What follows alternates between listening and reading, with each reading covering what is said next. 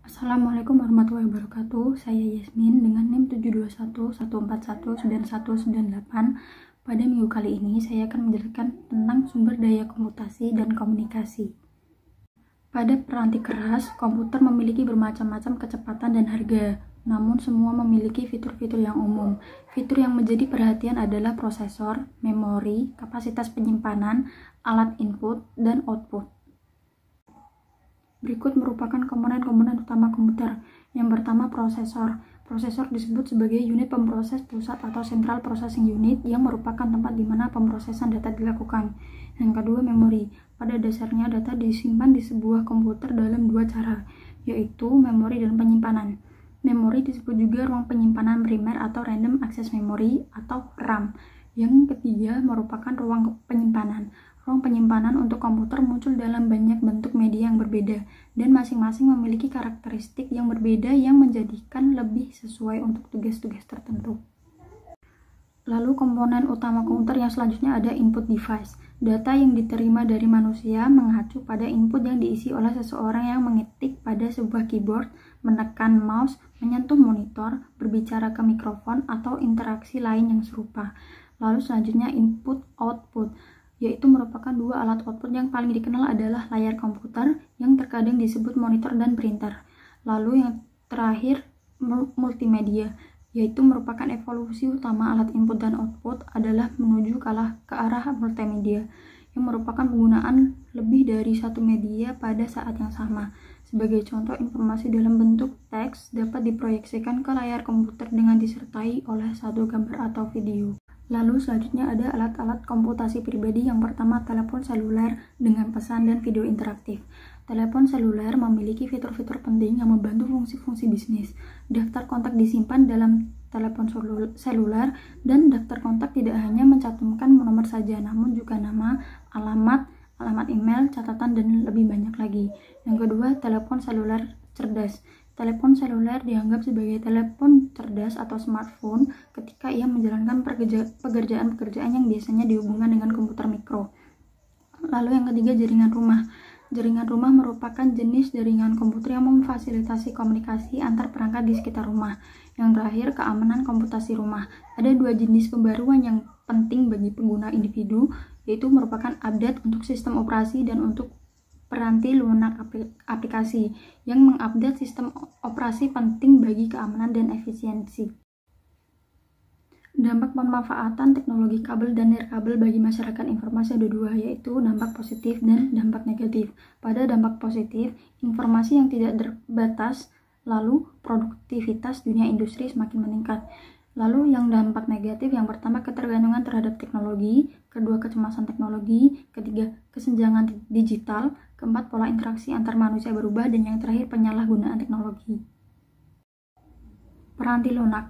Yang pertama ada peranti lunak sistem, yaitu peranti lunak sistem yang disebut juga peranti lunak sistem operasi menjalankan tugas-tugas mendasar yang dibutuhkan oleh seluruh pengguna dari satu komputer tertentu. Tugas-tugas ini berhubungan dengan peranti keras dan bukan dengan aplikasi yang dikerjakan oleh perusahaan atau pengguna.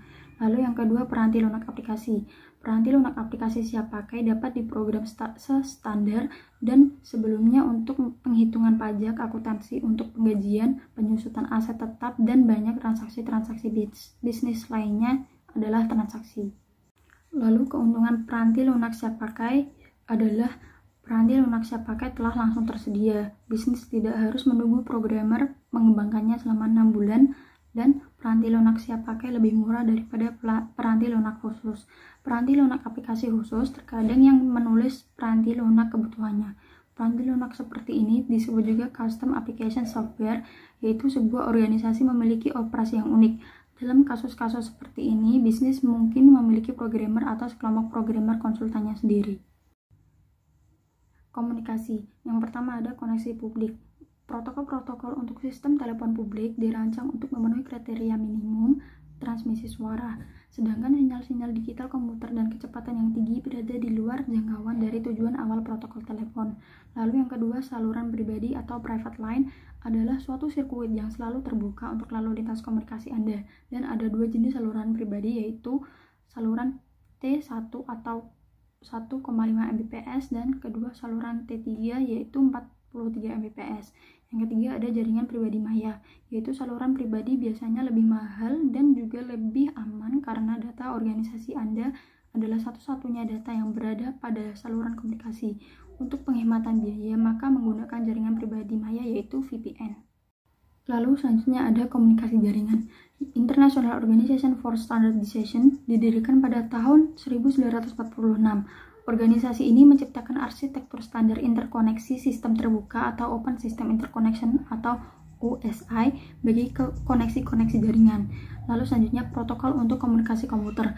System Network Architecture atau SNA membutuhkan satu komputer induk utama yang mengumpulkan komputer-komputer lain yang terhubung oleh suatu jaringan suatu urutan-urutan dan hampir sama dengan menunggu giliran. Lalu selanjutnya paket adalah suatu bagian dari data total yang akan dikomunikasikan digabungkan dengan alamat komputer yang dituju, komputer pengiriman, dan informasi kendali lainnya. Lalu yang terakhir ada alamat jaringan internet, yaitu 4 bagian kumpulan angka yang masing-masing antara 0 hingga 225 yang dipisahkan oleh titik. Alamat tersebut akan menunjukkan jaringan host, hubungan jaringan, dan komputer yang sedang dituju. Lalu pada jenis-jenis jaringan, yang pertama ada Local Area Network atau LAN yang merupakan suatu jenis jaringan komputer dengan mencakupi wilayah lokal. Contoh dari jaringan LAN seperti komputer-komputer yang saling terhubung di sekolah, di perusahaan, warnet maupun antar rumah tangga yang masih mencakup wilayah LAN. Yang kedua Metropolitan Area Network atau MAN. Komputer MAN ini biasanya digunakan untuk menghubungkan jaringan komputer dari suatu kota ke kota lainnya. Untuk dapat membuat suatu jaringan ini, biasanya diperlukan adanya operator telekomunikasi untuk menghubungkan antar jaringan komputer.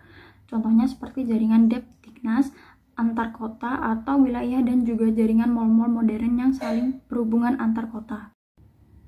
Yang ketiga ada Wide Area Network, biasa digunakan untuk menghubungkan suatu jaringan dengan negara lain atau dari satu benua ke benua lainnya. Jaringan ini biasanya terdiri dari berbagai jenis jaringan komputer LAN dan WAN karena luasnya wilayah cakupan dari jenis jaringan komputer WAN. Lalu yang terakhir ada Interconnection Networking atau Internet. Didefinisikan sebagai Information Superhighway untuk mengakses informasi melalui web. Internet adalah sistem jaringan global dunia komputer yang saling berhubungan dengan menggunakan standar Internet Protocol atau TCP atau IP. Setiap komputer di internet diidentifikasikan oleh alamat IP yang unik. Internet dapat diakses oleh setiap pengguna seluruh dunia. Konvergensi komputasi dan komunikasi. Alat-alat komputasi dan alat-alat komunikasi kini saling menyertakan fitur-fitur yang dimiliki di antara keduanya. Kemungkinan yang ada dibatasi oleh usia baterai, kecepatan komunikasi, keamanan, ukuran tampilan, keyboard, serta imajinasi pengguna. Voice over Internet Protocol adalah perlewatan komunikasi suara melalui internet laksana komunikasi digital. Setiap sinyal suara dapat digitalisasi dan dikirimkan melalui internet dan dimainkan kembali pada pengeras suara di tempat tujuannya. Jika komputer Anda memiliki sebuah mikrofon dan pengeras suara, maka Anda dapat berkomunikasi dengan orang lain dengan perlengkapan yang sama di komputer mereka. Skype telah menyediakan peranti lunak gratis untuk komunikasi seperti ini sejak tahun 2003. Sekian dari saya, apabila ada kesalahan saya mohon maaf.